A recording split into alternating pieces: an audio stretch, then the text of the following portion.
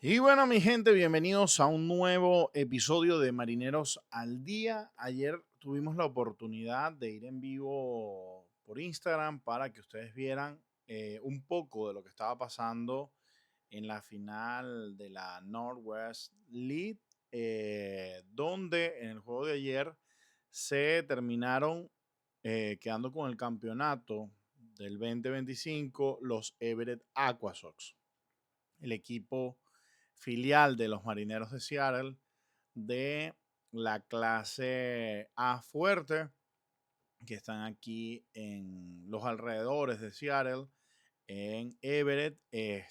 Luis Swissveld, el venezolano,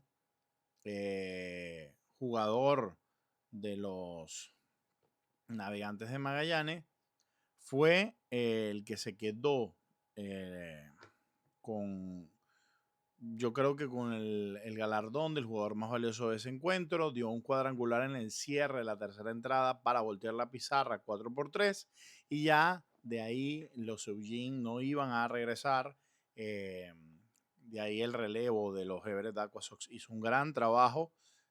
Abrió Nick Payero, estuvo Fleming también muy bien, y al final su cerrador Ben fue el encargado de sellar la victoria. este, yo tuve oportunidad de estar ahí en el estadio del Funko Field. Estuve pues dejando lo más que pude de información para ustedes. Me llamó la atención en la Northwest League, pues Luis Swissveld fue el líder en cuadrangulares, seguido por Charlie Pagliarini, que ayer también jugó. En cuanto a remolcadas, Luis Swissveld se ubica en el puesto número 5 de la Northwest League, y también fue quien comandó al equipo desde principios de temporada hasta la final de temporada. Creo yo que fue de los prospectos más importantes de la organización que acompañó a este equipo de los Everett Aquasox. Recordemos que en ese equipo muchos jugadores fueron promovidos. Freddy Bautista, estuvo Freddy Batista, perdón, estuvo Lázaro Montes, estuvo Michael Arroyo, estuvo Jurangelo Sinset, estuvo Cole Emerson, jugadores que pasaron a la AA de la organización de los Marineros de Seattle a los Arkansas Travelers. Eh, y que bueno, no estuvieron para la segunda mitad de la temporada y no estuvieron tampoco en esta fase final. Con todo y eso, el talento que tienen la organización de los Marineros de Seattle y la profundidad de talento que tienen sus granjas los hicieron capaces de llevarse el campeonato. La base de este equipo viene de Modesto Nuke, que también habían quedado campeones, y por lo que veo, no sé si fue en la Arizona Champion League o en la Dominican Summer League. Este equipo venía también de ser campeón, la base de este equipo, en una de esas ligas, porque colocaba Ekmar Nieves y Luis Swissveld, que era el tercer anillo consecutivo. Me imagino que vienen juntos en todo ese proceso. Y ahora, bueno, a pedir que la naturalidad del proceso sea también que lleven ese mismo éxito a AA, a AAA y Dios mediante a las grandes ligas. Felicidades a los Everett Aquasox. Yo de verdad muy orgulloso de haber acompañado al equipo desde el Opening Day. No estuve reportando mucho durante la temporada del equipo porque, bueno, estuve en muchas labores de Data Journalist en Tacoma, en Rainier, eh, en el Chiney Stadium, pero sin duda estuve haciéndole mucho seguimiento a lo que pasaba con el equipo, especialmente a Swissveld, que además es pieza clave del equipo al que voy y al que sigo y el que voy a estar reportando en octubre o desde octubre de la pelota invernal venezolana, que son los Navegantes del Magallanes. Felicidades para ellos, felicidades para Luis Swissveld, que sin duda se vuelve a poner en el radar, en la óptica de la organización de los Marineros de Seattle. Siento, y lo dije ayer en el reporte que hacía de camino al Funko Field, Luis Swissveld fue tal vez el pelotero más menospreciado en este año en la organización, puso grandes números, si bien tuvo una gran cuota de ponche, un averaje no tan alto, tuvo una producción ofensiva muy interesante, sobre todo en cuadrangulares. En remolcadas llegó casi a 70. Y sobre todo apareció en muchos momentos de clutch, dando gran slam, dando cuadrangulares. Ayer fue un caso de esos, además de que jugando una defensa de verdad sobresaliente.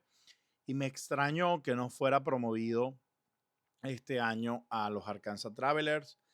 Veremos qué tiene la organización preparado para Swissvale el año que viene, pero sin duda algo van a tener que hacer con él porque Swissvale es un talento que sigue creciendo, que sigue desarrollándose y que merece una oportunidad en ya un escalón más alto de la organización.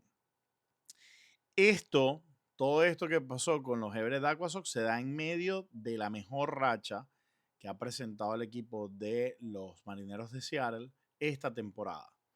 Los Marineros que hace par de días estábamos hablando de que venían y tenían respirándole en el cuello a los Texas Rangers, pues sacaron la casta desde Atlanta, desde ese cierre en carretera donde ganaron 2 de los últimos juegos para ganar la serie contra los Bravos de Atlanta. Con ese día de descanso y todo lo que dijimos que hizo la gerencia y el cuerpo técnico de los Marineros de Seattle de manera muy acertada. De ahí pues ha sido victoria tras victoria, 2 en Atlanta, 3 en Seattle contra San Luis para llegar a 5 y 4 contra los Angels. Yo estuve presente en el T-Mobile Park en una de ellas y estuve viendo todas las victorias del equipo con mi familia, con amigos. El día de mi cumpleaños, el 12 de septiembre, estuvimos aquí en mi casa reunidos viendo lo que fue el juego de los Marineros de Seattle y viendo cómo el equipo sigue en esa senda victoriosa. Entonces, Marineros al Día pues está encendido con la información de lo que está pasando, grandes actuaciones de Luis Castillo, de Brian Wu, de George Kirby el día de hoy con 14 ponches en 6 innings y un tercio. Por un momento, hasta el quinto inning, estábamos coqueteando y ligando con el no-hit no run. El juego se abrió muy temprano. Hendricks, el abridor de los Angels, fue castigado de manera importante por el equipo. 3 dobletes en los primeros 3 turnos para Jorge Polanco, cuadrangular para llegar a 54 ya para Cal Riley, que con este cuadrangular, Cal Riley no solamente sigue aumentando su cuota como el receptor con más cuadrangulares en la historia de las grandes ligas, sino que igualó a Mickey Mantle como el bateador de ambas manos, el switch hitter, con más cuadrangulares en una temporada con 54. La temporada de Cal Riley realmente ha sido impresionante. Cal Riley se ha convertido en el bastión de poder del equipo de los Marineros de Seattle. Estadio en el que dicen que es difícil batear, pues Cal Riley ha demostrado que a él no le cuesta mucho. Recordemos que el equipo tomó una decisión muy importante empezando la temporada, dándole una extensión de contrato a Cal Riley. Y yo hoy, cuando estaba conversando con Domingo Guarenas, nuestro amigo que ha estado colaborando bastante con nosotros y nosotros con él, hoy estuvo con pase de prensa en el T-Mobile Park y reportaba el jonrón de Cal Riley. Yo le decía cuánto valdría Cal Riley hoy con esta temporada si no lo hubiese renovado el equipo de los Marineros de Seattle a principio de temporada. Pero también podemos decir que el haberle quitado ese peso de encima desde principio de temporada a la gerencia de los Marineros de Seattle ha hecho que la temporada de Cal Riley sea impresionante. Que no solamente es un gran pelotero ofensivo, sino que recordemos que Cal Riley viene de ser guante de oro, guante de platino como receptor. Entonces es un receptor que te brinda gran defensa, pero que además te brinda una gran solidez como bateador de poder. Impresionante el trabajo que ha hecho la organización de los Marineros de Seattle y que yo creo que si algo tenemos que hablar de los Marineros o cómo podríamos resumir eh, el cómo se ven los Marineros de esta temporada, yo lo resumiría en la palabra balance. Los Marineros lograron conseguir lo que no pudieron conseguir el año pasado, donde tuvieron un gran equipo o un gran cuerpo de lanzadores, el mejor de todas las grandes ligas la temporada pasada, pero donde no pudo combinarse con la ofensiva. Entonces yo siento que eso ha hecho que este año, sin duda, los Marineros de Seattle sean un equipo mucho más equilibrado, mucho más eh, compacto, si se quiere, y eso ha permitido, sin duda, que el equipo esté en la posición en donde está. Veamos un poco lo que, lo que era la temporada pasada en estas mismas épocas, para la gente que le gustan los datos, para la gente que le gusta seguir los números. Un saludo, por cierto, a la gente de A los Datos, cuenta de béisbol que me ha vuelto loco estos días y quiero ver cada vez más información sobre lo que están haciendo. Pero aquí pues les pongo un poquito de lo que ha sido la información de A los Datos. Fíjense, Marineros, el día de hoy, para darles exactamente el número, voy a buscar aquí rápidamente en mi celular cómo está, cuántos juegos se han jugado con el día de hoy. Marineros llega hoy a 82-68 para llegar a un total de 150 encuentros. El año pasado, al jugar 150, aquí lo tenemos, que fue contra Texas, los Marineros ganaban 7-0 y llegaban a 77-73. 77-73, que los ponía 4 juegos y medio por debajo de los Astros de Houston. Empezaba una ligera recuperación del equipo para pelear o contender por el banderín de la Liga Americana, de la División Oeste de la Liga Americana, pero ya era muy tarde. Y estamos hablando de que en ese momento teníamos 4 victorias menos, ¿ok? Y teníamos 5 derrotas más de lo que se tiene actualmente. Son esos mismos 4.5 juegos los que nos pone hoy en el renglón o en el escenario que está el equipo hoy. Hablábamos desde un principio que el equipo tenía que estar rondando las 85 victorias. Faltan todavía 12 encuentros por disputar. Supongamos que se gana un 40% de esos encuentros. Estamos hablando de que los Marineros van a estar ganando unos 5 encuentros más. Por la medida chiquita, por cómo han jugado toda la temporada, que ha sido por encima de 500. Vamos a irnos conservadores, vamos a poner que se gana un 40% de esos encuentros. Estamos hablando que los Marineros van a llegar a 86 victorias aproximadamente. Y con eso, con el escenario que está, o clasifican por comodín o clasifican como campeones de división. Hoy los Marineros le están sacando un juego de diferencia en el liderato de la división oeste de la Liga Americana a los Astros de Houston. Por primera vez, los Marineros están quedándose en solitario con el liderato de la división oeste por un juego. Y vamos a Kansas City. Kansas City, equipo que, si vemos en este momento, para que tengamos una idea de cómo está jugando Kansas City, Kansas City tiene 4 juegos ganados y 6 perdidos en los últimos 10. Tiene una victoria en fila. Están jugando para 500 exactamente. Tienen 75-75. Tienen menos 12 en diferencial de carrera. Para equipos con más de 500 juegan para 35 y 47. Los Marineros son un equipo de más de 500. Y bueno, hoy se encuentran a 6 juegos de diferencia de los Detroit Tigers. Y creo, si mal no recuerdo, que están a 3.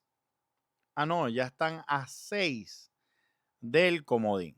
Kansas City empieza a despedirse de esta temporada. Por un momento parecía que se metían nuevamente en los papeles, pero empiezan a despedirse y hay que aprovechar el momento complicado en el que llegan los Reales de Kansas City, que si bien siguen contando con la producción ofensiva de Salvador Pérez, tal vez no lo hicieron así con su mejor pieza, quien incluso antes de que empezara la temporada se hacía el rumor de que podía ser candidato a MVP, que era Bobby Witt Jr. Ha tenido una gran temporada Michael García. Sabemos que Kansas City es un equipo complicado. Se va a jugar de visitante, cosa que es complicado siempre. De locales tienen 40 y 35 y en carretera juegan para 35-40. Los Marineros de Seattle, 82-68, 547 de porcentaje, 9 ganados de los últimos 10, 9 victorias en fila, un más 51 de carreras. En casa juegan para 48-27 y en carretera 34-41. Ha sido complicada esta temporada en la carretera. Y para equipos de 500 se juega 40-41. Mucho mejor porcentaje contra equipos que jueguen para 500. Van a ser 2 equipos que juegan para 500 los que se van a enfrentar. Kansas City y Marineros. No sé si mañana descansa Kansas City, pero los Marineros sí descansan. Mostrándole un poquito más de los datos que teníamos. Esto fue la temporada pasada. Con esto se quedó eliminado el equipo. 85-77. Jugaron para 525. Esta es la diferencia de carreras recibidas y anotadas. En casa se jugó para 49-32. En carretera para 36-45. Así fueron los splits. Fíjense. Hablábamos de que era muy parecido. Vamos a quedarnos en septiembre. 16-10 ganaron en septiembre los Marineros la temporada pasada. Vamos a ver cómo está quedando en este momento septiembre. Septiembre tiene 9 victorias. Actualmente el récord de septiembre es 4 derrotas contra 9 victorias. Quedan por disputarse todavía 12 juegos. 3 son con Kansas City, 3 son contra los Astros en Houston. Se descansa mañana, se descansa luego de la serie contra Houston y se cierra en casa con 2 series más contra Colorado y contra los Dodgers. Yo creo que la serie contra Houston va a ser muy, muy interesante.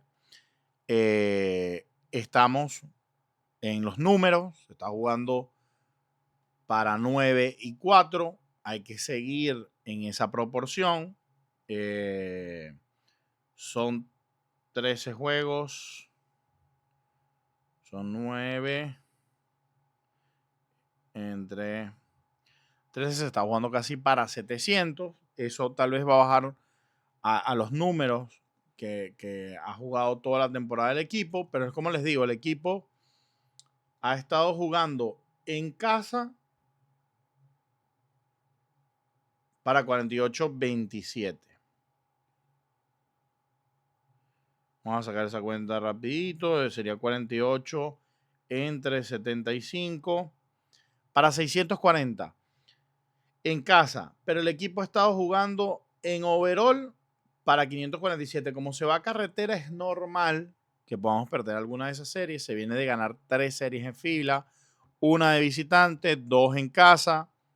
Vamos a ver si se logra sacar por lo menos una de estas 2 series. Quien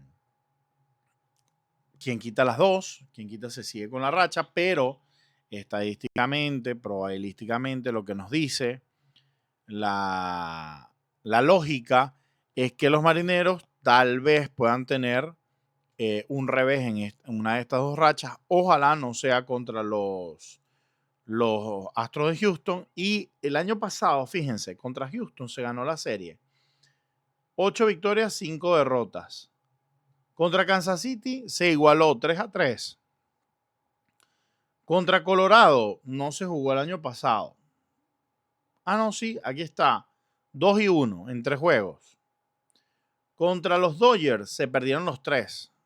Recuerden que nos queda una serie contra los Dodgers. Entonces, este es el escenario. Contra rivales de división. ¿Qué pasó contra los rivales de división? Vamos a irnos por orden. Houston se le ganó. Luego vamos a ver qué pasó con Texas. Con Texas se ganó la serie 10-3. Contra los Angels se perdió la serie 5-8. Contra los Atléticos se ganó 9-4.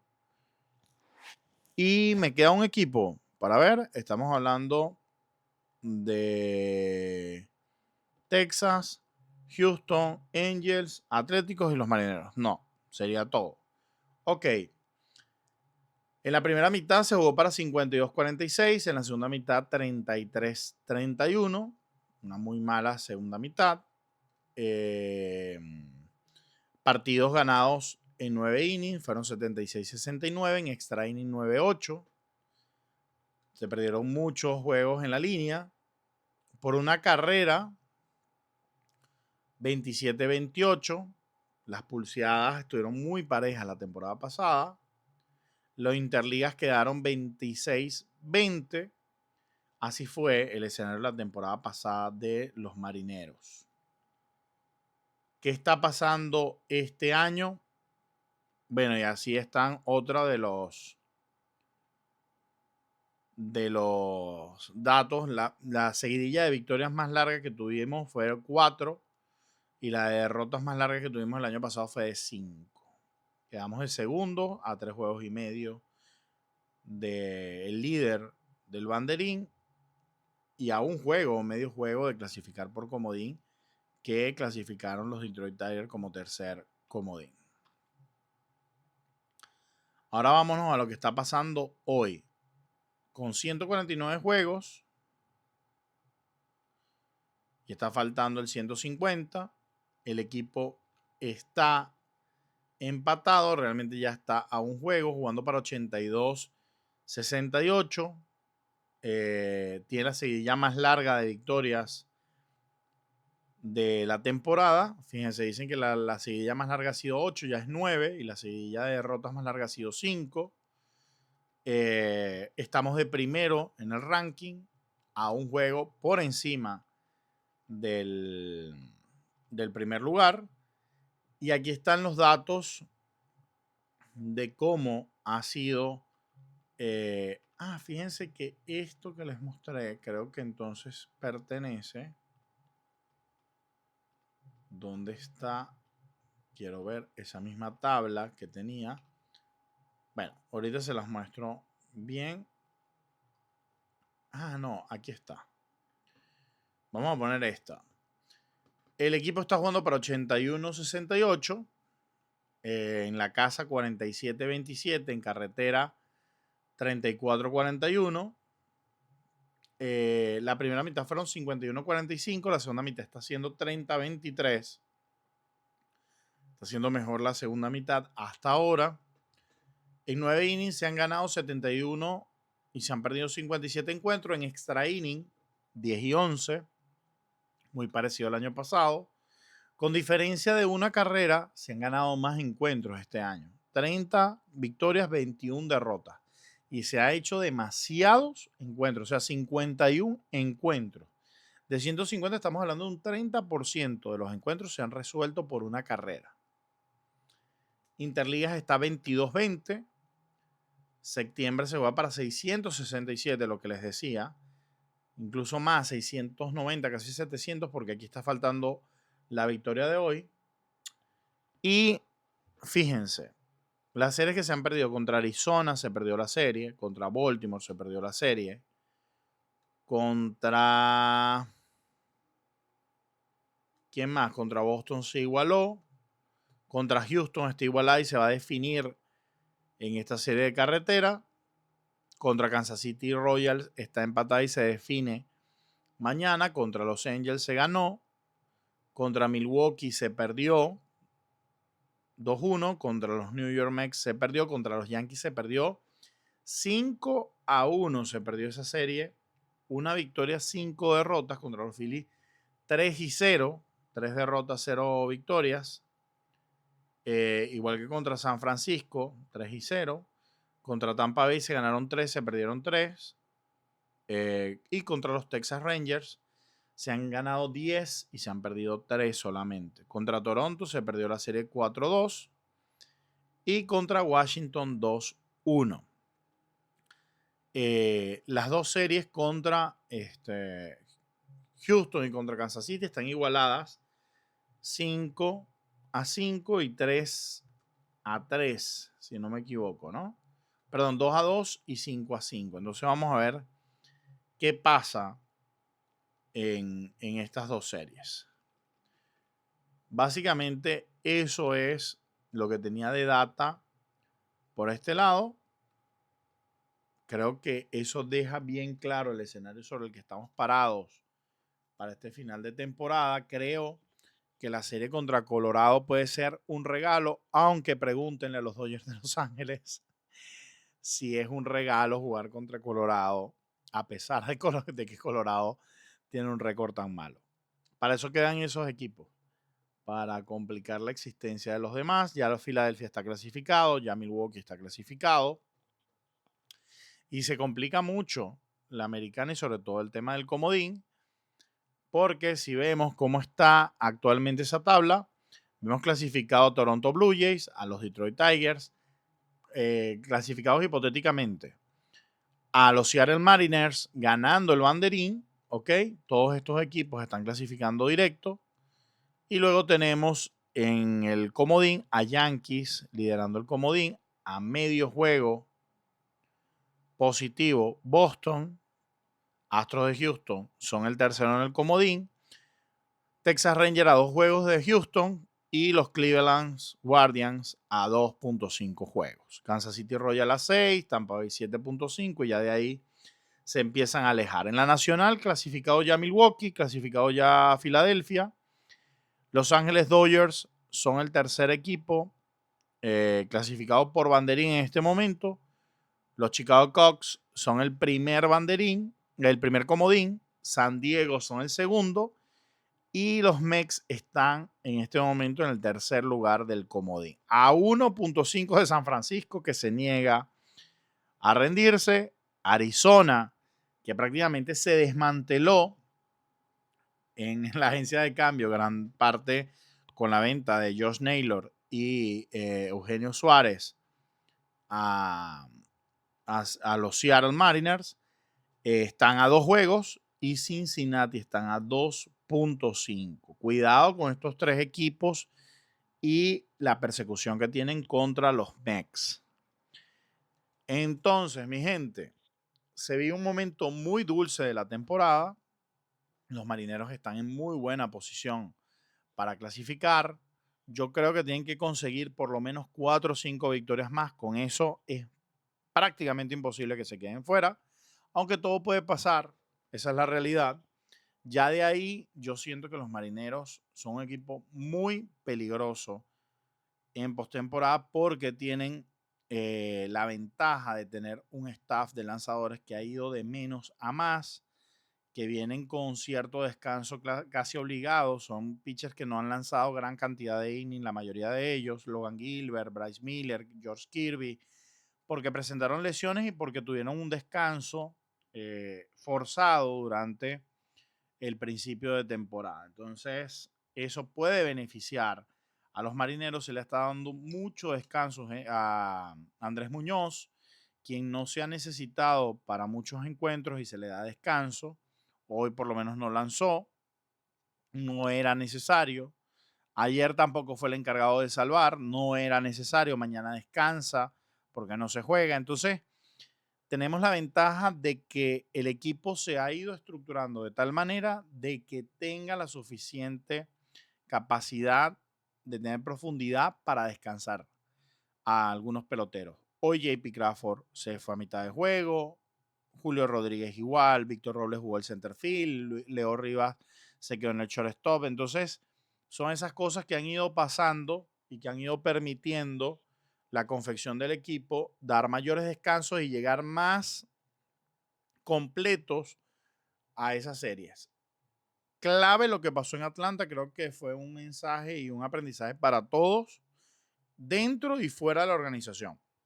A mí, como persona que estoy reportando el equipo y sé que el staff tal vez no vuelve a cometer el error de sobrecargar a los jugadores porque sabe lo que empieza a pasar.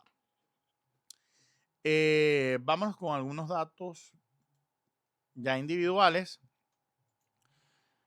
Fíjense, los Marineros de Seattle tienen como un líder a Cal Riley en el área de cuadrangulares. En carreras remolcadas igual, ya lleva 115. Viene Julio Rodríguez con 91, Randy Arozarena con 73. No sale aquí Eugenio Suárez porque apenas tienes 22 con el equipo, 9 jonrones con el equipo, pero bueno, sabemos que Eugenio en total temporada está bastante cerca de esos números también. En cuanto a ponches, Randy y Cal Riley son los que lideran el equipo. Pero quiero que vean algo aquí. Cuando vemos el tema de bases robadas, Randy Arozarena lidera el equipo con 28, lo sigue Julio Rodríguez con 27. Ambos han sido cachados solamente 6 veces en esos intentos de robo de base. Y ambos tienen 27 cuadrangulares Randy, que le faltan 3 y 2 bases robadas para alcanzar el 30-30. Y Julio Rodríguez ya consiguió los 30 cuadrangulares, le faltan nada más 3 bases robadas. Hoy se robó una más, se robó la tercera para seguir sumando a ese 30-30. Ambos tienen 30 dobles, son números bastante completos para estos jugadores. Julio Rodríguez ha tenido el liderato de averaje, que lo tuvo Jorge Polanco por gran parte de la temporada, todos muy similares ahí los primeros tres, 269, 267, 266, pero cuando vemos el OVP, Cal Riley, con todo y que está bateando 240, 244, tiene un gran porcentaje de envasarse, con 359 ha recibido muchas bases por bolas, hasta 92 bases por bolas. Luego lo sigue JP Crawford con 354, Randy Arozarena 341, que ha hecho un gran trabajo como primer bate en esta fase de la temporada. 3.28 para Jorge Polanco y 3.21 para Julio Rodríguez. Realmente el equipo se ve muy completo en este sentido. Ahora, si nos vamos a equipos, fíjense, los Seattle Mariners actualmente son el tercer equipo con mayor cantidad de cuadrangulares. Atrás de los Yankees de Nueva York con 251. Luego vienen los Astros de Houston con 217 y luego los Marineros de Seattle con 216 cuadrangulares. Algo bien particular y que yo no veía desde la época de finales de los 90, principios de los 2000, de los Marineros de Seattle, de Edgar Martínez, de King Griffey Jr., de Alex Rodríguez, de Ichiro Suzuki, ¿de quién más? Podemos estar hablando de John Olerud. Era un equipo sin duda con figuras muy, muy sobresalientes. Yo siento que esta es una de las mejores versiones de los Seattle Mariners que estamos viendo en la historia. Están de 11 en cuanto a RBI. En OVP colectivo, los Marineros de Seattle están de número 12, cosa que es mucho mejor que el año pasado. Vamos a ver el OPS completo donde se ubican los Marineros. Están también de número 12, nada mal para un equipo que su destreza o su mayor baluarte es el tema de el picheo, pero miren cómo le ha ido en cuanto a bateo o ofensiva este año, y están de sextos en robos, perdón, en oportunidades que los han atrapado robando la base, pero de sextos en cuanto a robos de bases con 149. Sorprendentemente, alguien que ha aportado mucho en ese número también ha sido Josh Naylor, que desde que llegó ha estado yéndose mucho al robo. De cuartos, es un equipo que mueve mucho las piernas y que te habla de un equipo que puede fabricar carreras y que eso es muy importante en series cortas. Porque si el juego está cerrado por X o Y, pues tú puedes apostar a eso. Ahora vámonos al tema del picheo. En cuanto a ponches, están de sextos los Marineros de Seattle. En whip están de octavos, nada mal, han ido mejorando mucho a los números que vimos, no sé si recuerdan, como a mitad de temporada. En cuanto al averaje que le batean al equipo, aquí sí veo que están un poquito más abajo. Vamos a ver qué tan abajo han caído los Marineros de Seattle. Están de 15 a mitad de todas las organizaciones. En efectividad colectiva,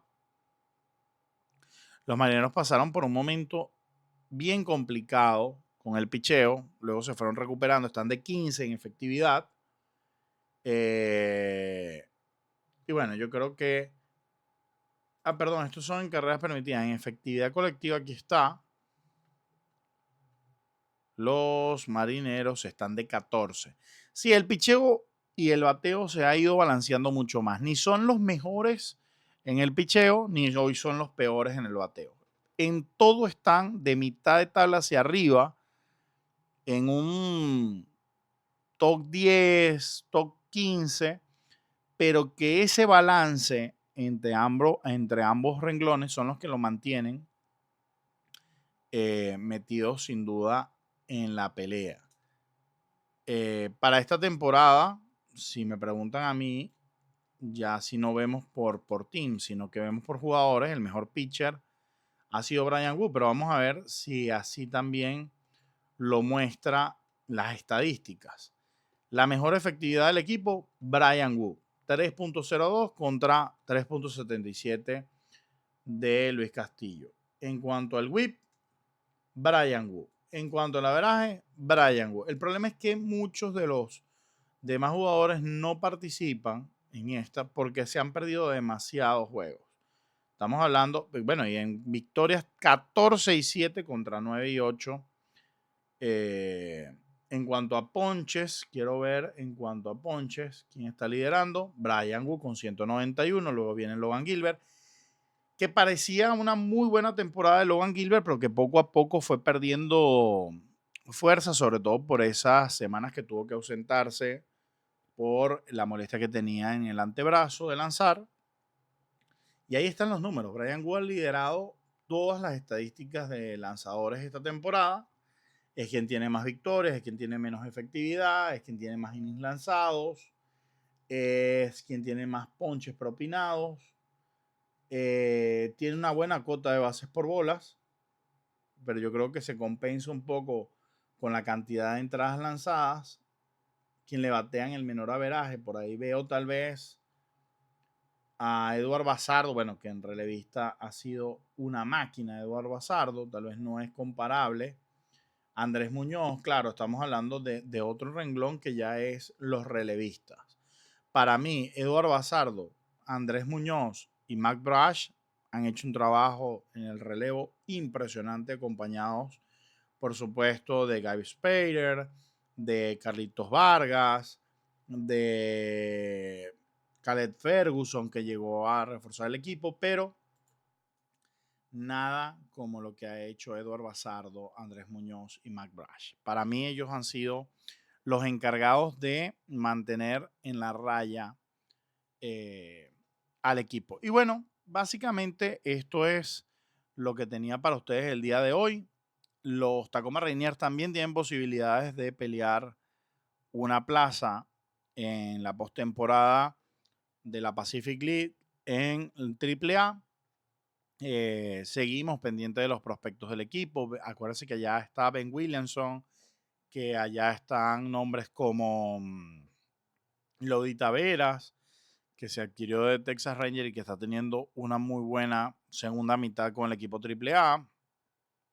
Que en esa fila sigue Miles Mastroboni. Llegó a mitad de temporada el cubano Labrada. Jonathan Díaz está lanzando con AAA. Entonces hay nombres muy interesantes en ese equipo también de AAA que sin duda hay que seguirle poniendo el ojo. Está Ryland Thomas, que también subió, está Samak Taylor. Entonces, ¿saben qué va a ser interesante? El sprint training de los Marineros de Seattle.